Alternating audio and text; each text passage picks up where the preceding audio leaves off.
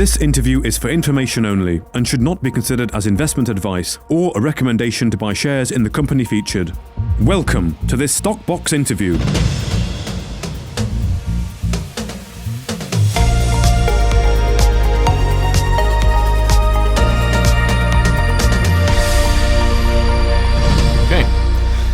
Joining us today is Darren Hazelwood, the CEO of Panther Metals, following news from the company this morning that they have received the exploration permit for the Wishbone Prospect at Obonga to allow them to proceed with the exploration of the VMS targets in the area. Well, thank you very much for joining us, Darren. How are you? I'm very well, Mark. Thanks for having us on. It's good to be talking to you. So this permit covers a planned series of up to 39 diamond core drill holes and any associated downhole geophysics that you want to do.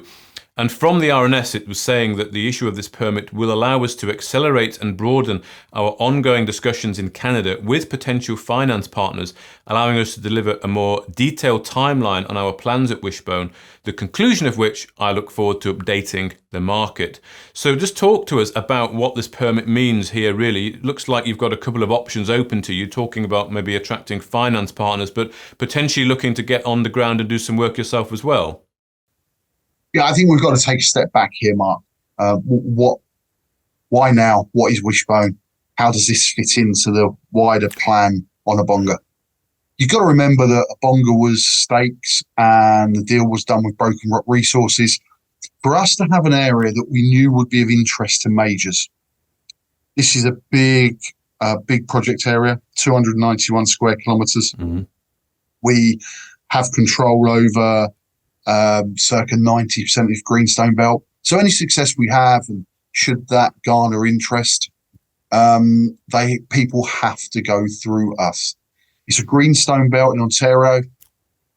We're approximately 80 kilometres to our west is Sturgeon's Lake. That had 5 past producing mines in it. In fact, Glencore were prospecting on Sturgeon's Lake just last summer. And the mines on Sturgeon's Lake, they produced until they ran out of ore. So they were all commercial. Okay. To our east is a further greenstone belt where you've actually got Equinox just in the final stages of commissioning their mine. They're going to produce gold circa 400,000 or 500,000 ounces per annum. And that greenstone belt's had around 19 historic mines on it. And Obonga sits in between, and it's basically a completely underexplored greenstone belt that creates a lot of interest and a lot of excitement in Canada. And our work to date, we've had BHP on there until 1992. They pulled out because of the Windy Cray scandal. They liked it. We've tracked down the geologists who worked the greenstone belt. They liked it a lot, but they shut down their entire exploration operations in the whole of Canada at that time. And no one's really been back in any entirety. BHP had some interesting results. They never hit any commercial mineralization. And that's actually exactly what we've done at the Wishbone area. And a Wishbone is a massive system, right? In one hole, we had over 42 meters of contiguous massive and semi-massive sulfide. We've drilled 5 holes in that area. We've hit 4 brand new lenses. We've hit zinc mineralization only over a short intercept, but it's 11.6%. So we've always known that this is prospective. We now know that all the processes to form a mineral deposit have happened exactly in the Wishbone area. And we know for certain, for our metallurgical work, everything else that goes on, that Wishbone is 100% a VMS system. Now, you move across to Survey. Survey is a second VMS target. It's 3 kilometres long. We've put 1 hole into Survey to date. So that hole had anomalous zinc over 14 metres. The met work, that confirmed that this was also a VMS. And then approximately 10 kilometres further east again, you've got Ottertooth. Ottertooth's a bullseye target. It has the remnant EM and mag data indicates that there is the potential for this to be a VMS. Now, we've put 6 holes in to 2 separate areas on Obonga and confirm their VMSs. So we've got every right to go to Ottertooth. We're not going to do the groundwork. we can drill straight into the anomaly, and that's going to be exciting. But what does this do? This creates the picture. This creates the story that everyone can see. We've said that we believe we're on the cusp of developing the next VMS camp in Canada. And there is not one person can come back and say, no, you're not. We've got further work to do, but these 39 holes, they give us optionality. We're never going to drill 39 holes at Wishbone. But what the idea is, a permit covers 3 years. It covers an expansive area. They're not just plucked out of nowhere. It's data-driven, every single one of them. To give you an example, we've got, I believe, 5 holes actually on Wishbone Lake itself. Mm-hmm. Why have we done that? Well, in Ontario, something like 75% of mines are either under a lake or they're next to a lake. And there's a good reason for that. Sulfides that contain the ore deposits, it's a softer rock. It's a softer rock than the surrounding rocks. So when you've had your ice ages, you've got to remember, by the way, these rocks are 2.7 billion years old. So when you've got an ice age, you've got movement, it's scraping along the top. It's going to gouge out deeper in the sulfides than it is in the surrounding rock. So hence, your deposit then becomes hidden by the lake that then forms in the void that's left. That's why I've done that. Now, those drill holes, they won't obviously take place until winter. That'll be February for those. And there's only 5 out of the, approximately 5 out of the 39. But Wishbone is truly exciting because of its size. On its own, amazing. Then you combine it with survey, 1 hole, confirmation of VMS. They're not. We are developing a VMS camp, but to actually have 3 separate areas on the same greenstone belt is highly prospective, that has now got discoveries that we've made. To have all of those permits active at one time is going to be of interest to anybody, and would certainly be of interest to the industry. Okay, well, you say there, it gives you optionality, and you kind of explained what those are, but just to shorten that, the optionality is that you've got that for 3 years. Panther could go and do some exploration on it, but also you've had people looking, presumably you want to do a bit of flag waving to see if anyone else would like to come in, seeing what you've made the commercial, you've seen the commercial mineralization, you've found it, you've confirmed it's VMS, so potentially to attract other parties as well. Look, we're a junior explorer, and our job is to create value for our shareholders. Yeah, and we've held tight onto that value, and it'd be remiss of me or any CEO to be in a position that we're in with the prospectivity we've got, to not investigate and open up all avenues. Yes, we've been in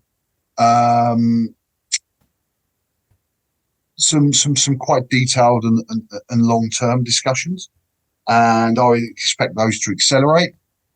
But look, our door's always open. There's nothing like competition in anything, and competition creates value. Okay, well, just a final thought on creating value. I want to just reiterate that point. You said you hit commercial mineralization. The share price is well, the market cap is still fairly low of Panther, so the value is perhaps not recognized, or maybe the market is recognizing it and not understanding it. Who knows? What does success look like to you on a corporate level and on a share value appreciation level? What do you think you have to do to get the recognition, to build the value? I think you need fundamental success, and be that via partnerships, be that via your own use of the drill bit. But what you need is underlying fundamental success. And that's what Panther as a company require. What am I looking for? Look, the risk capital because you've got to remember as well, we're a greenfields explorer. And this is something that people do forget. If you look at somebody, let's say Fulcrum Metals, as we're a major shareholder in the company. We've earned the right to maybe comment. Fulcrum, with their technology and their X-Tech technology, they're actually more of a chemicals company than an explorer. When you look at, I'll tell you a very successful company recently, Oliver's done an amazing job, is Gold Metals. They've got the historic, the property that was in for mining for many, many years. Now, Oliver's come along. This is a brownfield site. So Oliver's come along, is reinvigorated the exploration model, and he's had some great success. He's done a brilliant job. But again, that's a brownfields explorer. The deposits there was already known. Greenfield exploration is different. So as a result, you should expect 20, 30, 50 times upside from your money from where you sit, should you find a deposit of some note. And that's totally what I would be expecting from the business. So that's what you're talking about when you talk about fundamental success. You talked about FMET there and GMET there. So with Fulcrum, their success is in that tech. If it does work, if it's proved, that would be their fundamental success.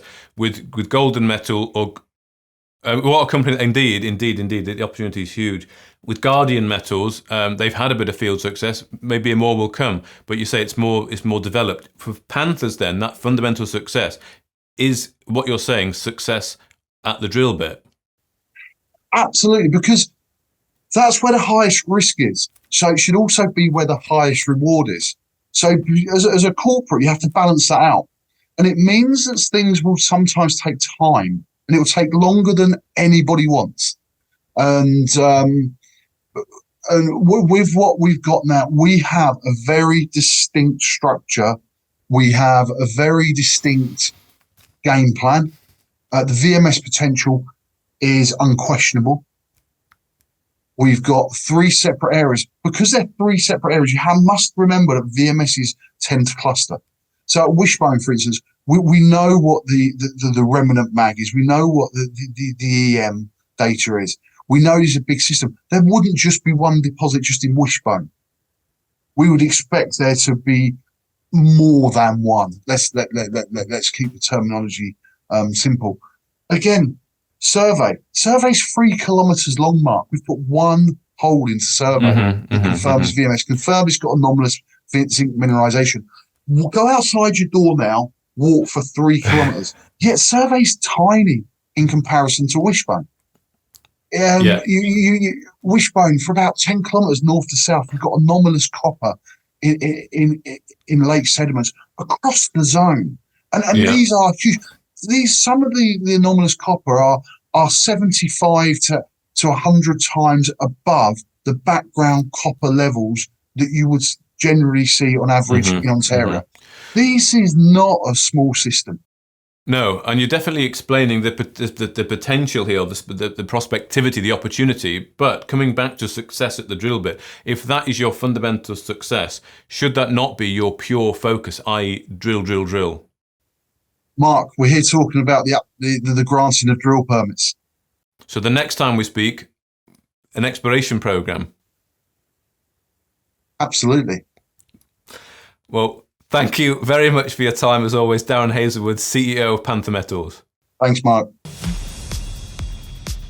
If you enjoyed this interview, then give us a thumbs up, a like or a retweet. Subscribe to us on YouTube or follow us on Twitter and hit that notification bell to be the first to know when we release new content. There's loads of great content on our website too, across all our programs at stockboxmedia.com. Thank you for watching.